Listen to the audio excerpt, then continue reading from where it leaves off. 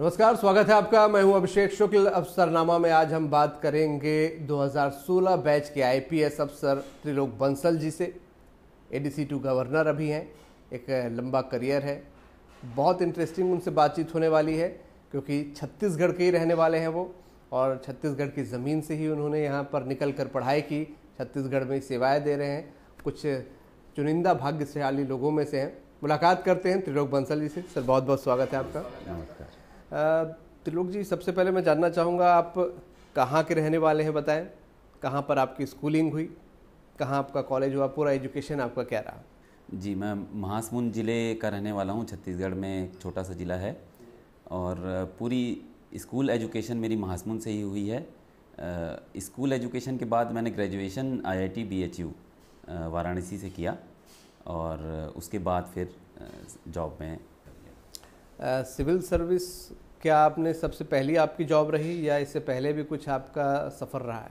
Civil services join करने के पहले जैसे कि मैंने IIT BHU से सिविल इंजीनियरिंग किया था, तो इंजीनियरिंग सर्विसेज के थ्रू मिलिट्री इंजीनियरिंग सर्विसेज और रेलवेज़ में भी जॉब की। सिविल सर्विस में आने की आपने कैसे सोची? क्या पहले से सोच के रखा था या जॉब करते करते फिर कहीं से कुछ इंस्पिरेशन मिला और सोचा कि अब सिविल सर्विस ट्राई करें?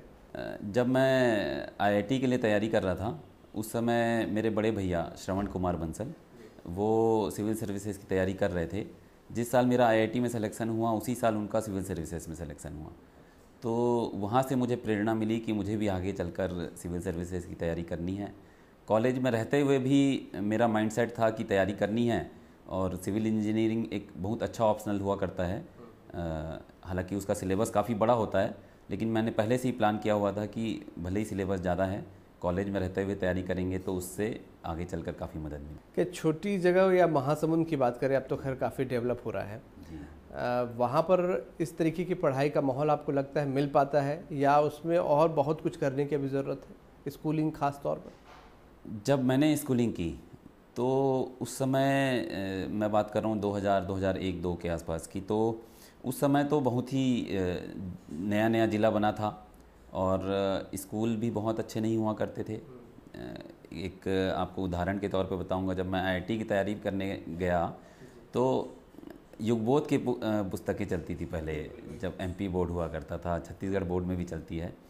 तो उसके पीछे में जब मैथ्स के क्वेश्चन सॉल्व करते हैं तो उसमें IIT में आए हुए क्वेश्चन का ऐसे लिखा था IIT 94, IIT 95 कि ये क्वेश्चन उस साल पूछा गया है, तो हमें वो क्वेश्चन छोड़ने होते थे कि ये तो IIT में पूछा हुआ क्वेश्चन है, ये हमारे लेवल से बहुत ऊपर है, तो इसके बारे में हमको सोचना भी नहीं है, ये हमारे MP बोर्ड में नहीं पूछेगा। तो उस स्तर से निकल के फिर मैंने IIT की तैयारी की और उसके बाद फिर IIT में सिलेक्शन भी हुआ। बिल्कुल उसी माइंडसेट की बात करना चाह रहा था दरअसल, कि क्या उस जगह में स्कूलिंग करते समय टीचर या बच्चे या आसपास का माहौल ऐसा नहीं होता कि नहीं IIT या सिविल सर्विस जैसी चीज़ें भी क्रैक करना है, या माइंडसेट ये होता है कि कुछ भी कर लेंगे, जीवन यापन हो जाएगा? जी, माहौल तो बदलने की बहुत आवश्यकता है, क्योंकि जैसे मेरे घर में माहौल ऐसा था कि फैमिली की तरफ से कोई प्रेशर नहीं था, फाइनेंशियली भी जो है सपोर्ट पेरेंट्स ने किया कि भाई आपके पास समय है, आप करिए, तैयारी कीजिए, अगर नहीं होगा तो सपोर्ट करने के लिए हम हैं। लेकिन ऐसा बैकग्राउंड हो सकता है बहुत सारे लोगों को ना मिल पाए, और इस स्थिति में जो जनरल अवेयरनेस होता है किसी भी एग्ज़ाम के बारे में या किसी भी जॉब के बारे में, वो एक जगह में होना बहुत ज़रूरी है। और आज से 15-20 साल पहले इस चीज़ की बहुत कमी थी, और आज थोड़ा अवेयरनेस आया है, इंटरनेट के माध्यम से कहिए, या छत्तीसगढ़ के जो स्टूडेंट्स अब अच्छा करने लगे हैं। हर साल IIT में सिलेक्शन होता है, हर साल सिविल सर्विसेज में सिलेक्शन होता है, तो धीरे धीरे अवेयरनेस बढ़ रही है। लेकिन इसमें आगे बहुत करने की ज़रूरत है। जैसे हालांकि महासमुंद का एक एडवांटेज ये है कि रायपुर के नज़दीक है, तो बहुत सारे बच्चों को इससे फ़ायदा मिलता है और यहाँ से गाइडेंस मिल जाता है।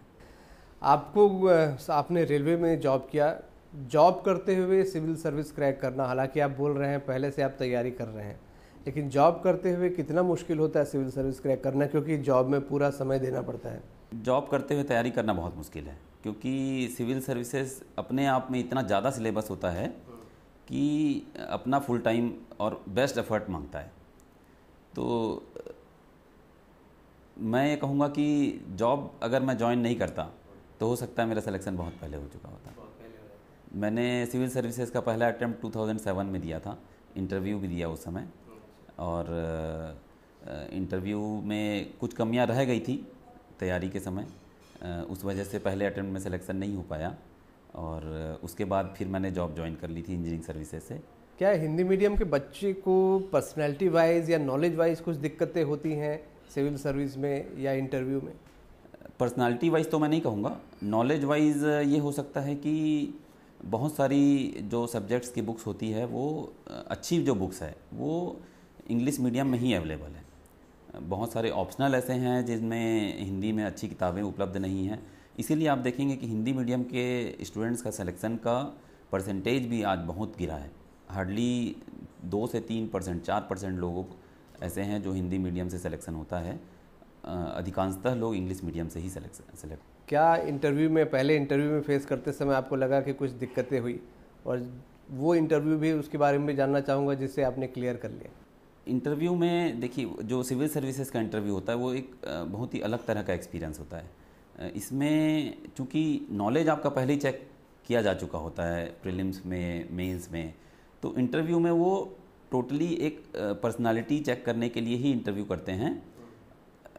लेकिन पर्सनालिटी चेक करने के लिए भी वो अब नॉलेज बेस्ड क्वेश्चन पूछते हैं कई बार, और कई बार ऐसा माहौल बनाने की भी कोशिश करते हैं जिसमें आपको कैसे आप प्रेशर हैंडल कर रहे हैं या कर पा रहे हैं या नहीं कर पा रहे हैं, वो सब चेक करने का उनका तरीका होता है। तो जो मेरा पहला इंटरव्यू था, जो कि मैंने इंजीनियरिंग सर्विस का दिया था, भूरेलाल सर एक यूपी कैडर के आईएएस हुआ करते थे, उनका बोर्ड था। तो इंजीनियरिंग सर्विस का होने की वजह से उसमें ज़्यादातर सवाल इंजीनियरिंग के थे, लेकिन कुछ सवाल भूरेलाल सर ने ऐसे सवाल पूछे जो उन्होंने एक क्वेश्चन पूछा कि भाई, मैंने उस समय अपना हॉबी लिखा था कि पज़ल सॉल्विंग मेरी हॉबी है। तो उन्होंने सवाल पूछा कि using 3 tools which number can be made, highest number. So I thought for a few seconds and I answered. So normally when you think कि 3 2 बना यूज़ करके कितना नंबर बन सकता है, 222 होगा, या 22 की पावर 2 कर सकते हैं, दैट कम्स 484। लेकिन मैंने मिलियंस में नंबर बनाया था। 2 to the power 22 अगर आप करेंगे तो वो मिलियंस में नंबर होता है। तो भूरेलाल सर ने केवल ये सवाल पूछा और मैंने इतनी जल्दी जवाब दिया था इसका कि उसके बाद उन्होंने कोई सवाल ही नहीं पूछा। आईपीएस या सिविल सर्विस की बात करें, उसकी क्रैक करने के लिए आपने बताया कि आपके बड़े भाई साहब क्योंकि सिविल सर्विस क्रैक कर रहे थे या पास कर चुके थे, इसलिए आपको उससे इंस्पिरेशन मिली। आईपीएस बनने के बाद छत्तीसगढ़ कैडर भी आपको मिल गया, ये बड़ा अच्छा लग रहा आपका छत्तीसगढ़िया होने का और छत्तीसगढ़ में काम करने का एज ए आईपीएस। क्या आपको कुछ बेनिफिट मिलता है या लगता है कि कुछ नुकसान? जी बिल्कुल, नुकसान तो नहीं कहूँगा मैं, बेनिफिट ही कहूँगा। चाहे आप छत्तीसगढ़ी भाषा की बात कर लीजिए, क्योंकि छत्तीसगढ़ में रहे हैं तो छत्तीसगढ़ी भाषा समझना, बोलना, ये सब हमारे लिए नेचुरल सी चीज़ है। और दूसरी जो बड़ी फ़ायदे की चीज़ है वो ये है कि यहाँ के लोकल परिस्थिति से, यहाँ के लोगों की क्या समस्याएं हैं, क्या अपेक्षाएं हैं, उस चीज़ को समझना आसान होता है, और उनके उस अपेक्षा के अनुसार कैसे काम करना है, ये अपनी दिशा निर्धारित करने में काफ़ी योगदान मिलता है। लोकल टच शायद बातचीत में होता है तो लोगों को भी अपनापन लगता है। वो एक कोई भी अगर ऑफिस में आता है, आपसे कोई समस्या लेके आता है, उससे आप एक लाइन अगर छत्तीसगढ़ी में ही बोल देते हैं तो वो निसंकोच होकर और बिना डरे अपनी बात रखता है, जिससे आपको पुलिस में खास करके ये ज़रूरी होता है कि वास्तविकता क्या है, सच्चाई क्या है, इसके बारे में जानकारी लेना, उसके अनुसार आप आगे की कार्रवाई कर सकते हैं। पुलिस की वर्दी के साथ आजकल क्योंकि फिल्में देखकर भी इमेज लोग क्रिएट करते हैं। देखिए, पिक्चरों से तो मेरा मानना ये है कि कोई भी पिक्चर बिना पुलिस के नहीं बनती है, और पिक्चरों में जो पुलिस का रोल दिखाया जाता है और एक्चुअल में जो है काफ़ी भिन्नता है। पिक्चरों में केवल जो डैशिंग हीरो है, अकेले ही 100 लोगों से भिड़ गया, ऐसे इमेज पुलिस की बना के रखते हैं। लेकिन वास्तविकता में पुलिस में वर्क प्रेशर बहुत ज़्यादा, खास करके अगर आप निचले स्तर पर देखें, चाहे वो हमारे आरक्षक हों चाहे प्रधान आरक्षक हों, थाने में वर्कलोड बहुत ज़्यादा है। तो ऐसी स्थिति में अधिकतर पुलिस के लोग बहुत प्रेशर में होते हैं और पुलिस की जो छवि पिक्चरों में दिखाई जाती है, जो रियल लाइफ और रियल लाइफ है, इसमें काफ़ी अंतर है। पुलिस की नेगेटिव छवि ज़्यादा बनती है लोगों के दिमाग में, या तो लोग डरते हैं या फिर उनको लगता है कि नहीं ये पुलिस वाले काम नहीं करते क्योंकि अपराध कंट्रोल में नहीं हो पाता, इसलिए इस छवि को, हालांकि कोरोना काल में काफ़ी बदलाव इसमें हुआ है, बहुत अच्छी इमेज हुई है, पुलिस का दूसरा रूप भी लोगों को देखने को मिला है। देखिए, मेरा मानना ये है कि समाज में अपराध होते रहेंगे, लेकिन उन अपराधों को नियंत्रित करने के लिए, चूँकि पुलिस भी एक समाज का हिस्सा है, समाज का सहयोग बहुत आवश्यक है और इसके लिए बहुत सारे कम्युनिटी पुलिसिंग के कार्यक्रम हमेशा से चलाए जाते रहे हैं। अभी भी जो हमारे डीजीपी सर हैं, श्री डीएम अवस्थी सर, उन्होंने भी बहुत सारे कम्युनिटी पुलिसिंग के स्कीम्स चलाए हैं और कम्युनिटी पुलिसिंग के स्कीम्स के तहत ही हम सभी समाज को जोड़ते हैं। आपने देखा होगा कि कोरोना काल में भी जब पुलिस जो फ्रंट लाइन में काम कर रही थी, बहुत सारे एनजीओज़ के लोग भी आए और सभी ने मिलकर काम किया, तभी हम इस कोरोना जैसे संक्रामक बीमारी से काफ़ी हद तक सफलतापूर्वक लड़ सके। और मेरा मानना यही है कि जब तक हम समाज को साथ लेकर पुलिसिंग नहीं करेंगे, तब तक समाज में अपनी जो पुलिस की छवि है उसको बेहतर करने में असफल ही रहेंगे और धीरे धीरे इमेज अच्छी हो रही है। जैसे आपने कहा, अभी कोरोना काल में बहुत अच्छा काम किया पुलिस ने। बहुत सारे की पोजीशन पर या की सिटीज़ में आपने काम किया है। इस पूरे करियर में कोई यादगार या कोई चैलेंजिंग पल आपको ऐसा लगता है कि जब लगा हो कि बड़ा प्रेशर है या कुछ याद रह गए हों, कुछ ऐसे काम मोमेंट्स? एक केस था जिसमें सिमी ऑर्गेनाइजेशन का एक टेररिस्ट था जो कि भाग चुका था और भाग के दुबई में सेटल हो गया था। उसके पीछे 5-6 साल से रायपुर पुलिस और एटीएस के लोग लगे हुए थे। एटीएस को ही इंट मिली थी कि वो वापस आ रहा है और वो हैदराबाद आएगा, तो उसको हैदराबाद से लेके आना था। इसमें काफ़ी चैलेंजिंग रहा उसको, क्योंकि बाई रोड हम लेके आने में बहुत समय लगता, तो दिक्कतें थी। तो हमने ये डिसाइड किया कि इसको बाई एयर लेके जाएंगे। उसमें भी बहुत सारे प्रोसेस की डिफ़िकल्टीज़ थी। Bureau of civil aviation security होती है, उसकी परमिशन लेना, फिर जो एयरलाइन जो है उसमें अलग से एयर मार्शल का उसमें एक, जैसे एयर होस्टेस होते हैं, एयर होस्टेस की तरह ही उनके एयर मार्शल भी होते हैं जो उसकी सिक्योरिटी के लिए अलग से अलॉटेड होते हैं। तो उनकी उसके लिए कोऑर्डिनेट करना, बहुत सारी चैलेंजेस आई। एक केस और था जो कि मैं खास करके हमेशा याद करता हूँ। जब मैं सीएसपी सिविल लाइन रायपुर था, तो दिवाली के दिन शिखा राजपूत मैडम हैं, जो उस समय शायद मुंगेली में कलेक्टर हुआ करती थी, उनके घर में दिवाली के दिन चोरी हुई थी। करीब 10-12 लाख के ज्वेलरी उनके घर से चोरी हो गई थी। काफ़ी दबाव था, मतलब सीनियर होने के नाते उनकी तरफ से दबाव था ही। पब्लिक परसेप्शन भी ये होता है कि जब आईएएस का घर सुरक्षित नहीं है तो फिर बाकी लोगों का क्या होगा। मीडिया में काफ़ी हाईलाइट हुआ था वो। तो उस समय मैंने ये देखा कि एक केस भी, मतलब नॉर्मली ऐसे कई बार होते हैं कि चोरी होते रहती है, लेकिन कोई एक पर्टिकुलर केस इतना ज़्यादा मीडिया में हाईलाइट हो और पब्लिक परसेप्शन उसमें बने, उस केस में हम लोगों ने काफ़ी मेहनत करी। मतलब रायपुर की जो टीम थी, एसपी साहब से भी काफ़ी सहयोग मिला उस समय और काफ़ी मेहनत करी। जो स्मार्ट सिटी के तहत यहाँ पर कैमरे लगे हुए हैं, लगभग 300 कैमरे के हम लोगों ने सीसीटीवी फुटेज खंगाले। दिक्कतें ये आई कि दिवाली के समय सभी दुकानें बंद होती हैं, तो 3-4 दिन तक तो हमें, मतलब जो हिंट ही नहीं मिल पा रहा था कि दुकानें सारी बंद है, सब कोई दुकानें खुल नहीं रही थी। बैंक की छुट्टी होती थी, तो उस समय दिवाली ऐसी पड़ी थी कि 2 दिन उसके बाद बैंक भी बंद थे। तो एटीएम से जैसे उसने विड्रॉल किया था तो एटीएम का फुटेज लेना, या बैंक से उस एटीएम के बारे में डिटेल निकालना, उस जगह के आसपास की दुकानों से सीसीटीवी फुटेज लेना, कहीं से भी मतलब 3-4 दिन तो ऐसे ही निकल गया। और उसके बाद फिर काफ़ी मेहनत से लगे रहे लोग। काफ़ी मुश्किलों के बाद जब ये पता चला कि एक हिंट मिली कि ये शायद इस गाड़ी के लोग हो सकते हैं, उस गाड़ी का पता करते करते फिर हम लोगों ने एंडिंग उसकी बिल्कुल फिल्मी स्टाइल में हुई थी। जब पता चला कि ये 2 लोग हैं जिन्होंने चोरी की है, वो दोनों लोग रायपुर एयरपोर्ट से कलकत्ता की फ़्लाइट ले चुके थे। तो फिर मैंने कोऑर्डिनेट किया, एसपी साहब ने भी कोऑर्डिनेट किया, कलकत्ता पुलिस से बात हुई, और जब वो लैंड हुए वहाँ पर, तो लैंड होते ही उनकी वहाँ पर अरेस्टिंग। बहुत प्रेशर रहता है, आपकी बात सुनकर भी लग रहा है। तो ये प्रेशर जब आप घर पहुँचते हैं तो घर पर भी साथ लेकर आते हैं या छोड़ कर आते हैं? कोशिश रहती है कि छोड़ के आएँ, लेकिन हमेशा नहीं हो पाता है।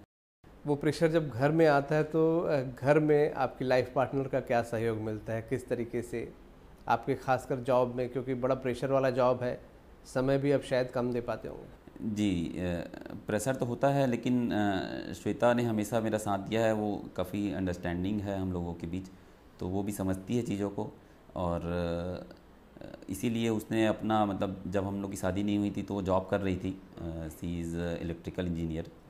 तो उसने परिवार को प्रायोरिटी देते हुए अपनी जॉब छोड़ी और बच्चों को पालने में, उनको बड़ा करने में उसका बहुत ही अहम योगदान रहा, जिससे कि मैं थोड़ा फ्री हो पाया और जॉब में ज़्यादा कंसंट्रेट कर पाया। जबकि देखेंगे तो जब मैं रेलवेज़ में था तब मेरी शादी हुई थी, और पुलिस मैंने शादी के बाद ही ज्वाइन किया है।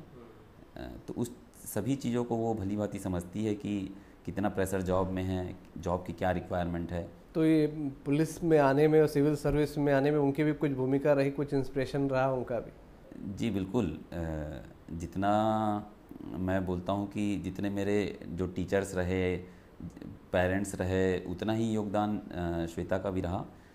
ऐसा इसलिए क्योंकि जब मैं तैयारी कर रहा था तो मेंस के समय कुछ समय के लिए मुझे दिल्ली जाना पड़ा तैयारी के लिए, कि कुछ प्रिपरेशन वहाँ पर अच्छी हो सके। तो उस समय अकेले छोटे से बच्चे को संभालना और पूरा घर मैनेज करना,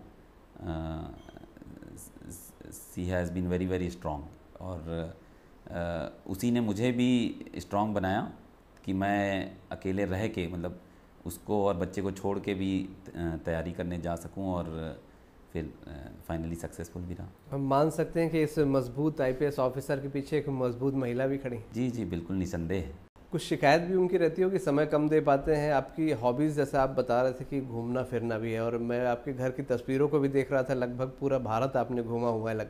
थोड़ा मुश्किल होता है क्योंकि जैसे पुलिस में इमरजेंसी सर्विसेज है तो समय निकालना मुश्किल होता है, लेकिन फिर भी आसपास की चीज़ें, जैसे कभी अगर एक दिन समय मिला तो आसपास कहीं घुमाएं, या अगर कभी ऐसा मौका लगा कि कोई ट्रांसफ़र हुआ उस समय अगर समय मिल रहा है तो कोई ट्रिप कर लिया। तो समय तो कम मिलता है, और जैसा हम सभी जानते हैं महिलाओं को संतुष्ट करना असंभव जैसा टास्क है, तो इस मामले में शिकायतें हमेशा बनी रहती है। क्या क्या हॉबीज़ और हैं आपकी घूमने के अलावा? क्या पसंद करते हैं जब खाली रहते हैं? तो क्या सोचते हैं, क्या करना चाहते हैं? हॉबीज़ में मेरा पहले तो जब मैं कॉलेज में स्कूल में रहा तो क्रिकेट खेलना और देखना बहुत पसंद करता था। अभी खाली समय में बैडमिंटन खेलता हूँ, और कभी कभी कुछ मोटिवेशनल बुक्स भी पढ़ना पसंद करता हूँ। आपकी फ़िज़िक भी काफ़ी फिट है आप, तो इस माने इसके पीछे स्पोर्ट्स एक बड़ी वजह है? जी जी बिल्कुल। हालांकि जब हमारी ट्रेनिंग होती है हैदराबाद में नेशनल पुलिस एकेडमी में, तो वहाँ पर जो 1 साल की ट्रेनिंग होती है उसमें ऐसी हैबिट हम लोग की बना दी जाती है कि हेल्थ कॉन्शियसनेस हमारे रूटीन में आ जाता है। और अगर आप कोई मॉर्निंग एक्टिविटी, चाहे स्पोर्ट्स हो, चाहे एक्सरसाइज हो, चाहे रनिंग हो, कुछ भी हो, जब तक आप करते नहीं हैं तब तक आपको ऐसा लगता है कि समथिंग इज़ मिसिंग। हैदराबाद की आपने बात की वहाँ पर, क्योंकि ट्रेनिंग के समय आप छत्तीसगढ़ से हैं, छत्तीसगढ़ के बारे में शायद जो इमेज लोगों की है, दूसरे स्टेट के लोगों की रहती है, वो एक नक्सलवाद को लेकर ही ज़्यादातर छत्तीसगढ़ को जानते हैं। क्या आपसे भी कुछ ऐसी इंक्वायरी या कुछ बातचीत होती थी या क्यूरियोसिटी आपके बैचमेट्स की होती थी कि छत्तीसगढ़ से आया हो तो क्या वहाँ पर ख़ास है, क्या नक्सली घूमते रहते हैं, ऐसे कुछ सवालों का सामना आपको करना पड़ता हो? जी ज़रूर, ऐसा कई बार होता था, खास करके जो बड़े शहर के लोग होते हैं। ऐसा जब मैं इंजीनियरिंग कॉलेज में था तब भी होता था। लोग ये समझते थे कि हम रायपुर में आएंगे और हमारे साथ हादसा हो जाएगा। रायपुर भी लोगों को लगता था कि नक्सल प्रभावित है। तो जानकारी का अभाव है, और छत्तीसगढ़ चूँकि ये नक्सल समस्या से तो प्रभावित है ही, इसलिए यहाँ पर टूरिज़्म भी बहुत कम है। लोग बाहर से यहाँ कम आते हैं, और ये छत्तीसगढ़ की ये जो इमेज है इसको और बढ़ावा देता है। तो धीरे धीरे हम टूरिज़्म की ओर भी काफ़ी मेहनत कर रहे हैं, और आगे चलकर जब लोग आएंगे उन्हें वास्तविकता पता चलेगी। आज की डेट में आप जाएं, बस्तर में भी आराम से घूम सकते हैं। तो आपको लगता है कि इस छवि को अगर तोड़ना है, ये मेरा पर्सनली भी मानना है कि इस छवि को तोड़ना है, तो टूरिज़्म एक बड़ा इम्पॉर्टेंट हमारे सामने हथियार है जिसे हम छत्तीसगढ़ की इमेज बदलने में यूज़ कर सकते हैं, क्योंकि बहुत सारी नेचर के करीब और अच्छी प्राकृतिक सुंदरता यहाँ पर है, अनटच भी बहुत सारी चीज़ें। जी जी बिल्कुल मैम, जो बस्तर वाला जो एरिया है, अनटच नेचुरल ब्यूटी जो बोलते हैं, बहुत सारे ऐसे नेचुरल ब्यूटीफुल प्लेसेस हैं जहाँ पर लोग अब लोग जा भी रहे हैं। आप देखेंगे यंग लोग जो है बाइकिंग करने चले जाते हैं, कैंपिंग करते हैं, कहीं पैदल निकल गए। तो ऐसे धीरे धीरे जो है उसमें बदलाव आ रहा है, सुविधाएं बढ़ रही है, और लोगों का परसेप्शन छत्तीसगढ़ के प्रति धीरे धीरे बदल रहा है। छत्तीसगढ़ के लोग के बारे में कहा जाए तो बड़े सीधे साधे लोग होते हैं, भावुक किस्म के लोग होते हैं। आप क्योंकि पुलिस में हैं तो ये चीज़ें पॉजिटिव इफ़ेक्ट देती हैं या नेगेटिव इफ़ेक्ट देती हैं कि यार बहुत सीधे हैं, बहुत सरल हैं? सीधा सरल होना तो हमेशा पॉजिटिव होता है ना। जो नक्सल की जो समस्या है वो भी कुछ हद तक इसी वजह से ही कहूँगा, क्योंकि जो उनके लीडर्स हैं वो लोकल छत्तीसगढ़ के नहीं हैं, बाहर के लोग हैं। यहाँ के लोगों को जो कि सीधे सरल हैं उनको आके जो बहकावा होता है या इस तरीके से लोग दिग्भ्रमित हो जाते हैं। लेकिन धीरे धीरे उनको भी समझ आ रहा है कि ये हमारा मिसयूज़ हो रहा है और हमारा रास्ता ये नहीं है, और बहुत सारे लोग सरेंडर करके मुख्य धारा में जुड़ भी रहे हैं। मैं चाहूँगा कि आप यूथ को कुछ मैसेज हमारे कार्यक्रम के ज़रिए दें, ऐसे यूथ जो करियर में कुछ करना चाहते हैं, खासकर सिविल सर्विस या किसी भी एग्ज़ाम में अगर वो बैठना चाहते हैं। छोटे से शहर से आप भी हैं, किस तरीके से माइंडसेट होना चाहिए, क्या उनको तैयारियां करनी चाहिए, कब से ये तैयारियां शुरू कर देनी चाहिए, और अगर फेल हो, जैसा आपने बताया कि आप भी लगातार कोशिश सिविल सर्विस के लिए करते रहे, तो असफलता से घबराए ना, डिप्रेशन में ना आए, इसके लिए आप कुछ टिप्स देना चाहेंगे? जब तैयारी शुरू करने का बेस्ट टाइम तो अर्लीस्ट होता है। जब आप सोचें कि मुझे ये करना है तो आप प्लान बनाएं और तैयारी शुरू कर दें, और जितने डेडिकेशन के साथ आप अपना जो आपका गोल है उसको फॉलो करेंगे, उतनी ही जल्दी आपको अचीव होगा। राह में बहुत सारी अड़चनें भी आती है, जैसे कि अगर आप जब किसी भी गोल के लिए आप मेहनत करते हैं तो आपकी बहुत ज़्यादा डेडिकेशन लगती है, बहुत सारे सेक्रीफाइसेस आपको करने होते हैं, चाहे वो फैमिली की तरफ से हो, चाहे फ्रेंड्स के साथ इंजॉयमेंट वाला सेक्रीफाइस होता है, बहुत सारे सेक्रीफाइस होते हैं, बहुत ज़्यादा टाइम मांगता है आपका जो गोल है। कई बार आप डिमोटिवेट भी होते हैं, आप निराश भी होते हैं, लेकिन अगर आप हमेशा अपने गोल को एक लक्ष्य बनाकर अगर उसको फॉलो करेंगे और परसिस्टेंस के साथ, मतलब लगातार लगे हुए अगर आप उसको तैयारी करते रहेंगे तो आपको सफलता ज़रूर मिलेगी। जैसे अगर मैं अपना उदाहरण बताऊं तो पहले सिविल सर्विसेज में 4 अटैम्प्ट हुआ करता था।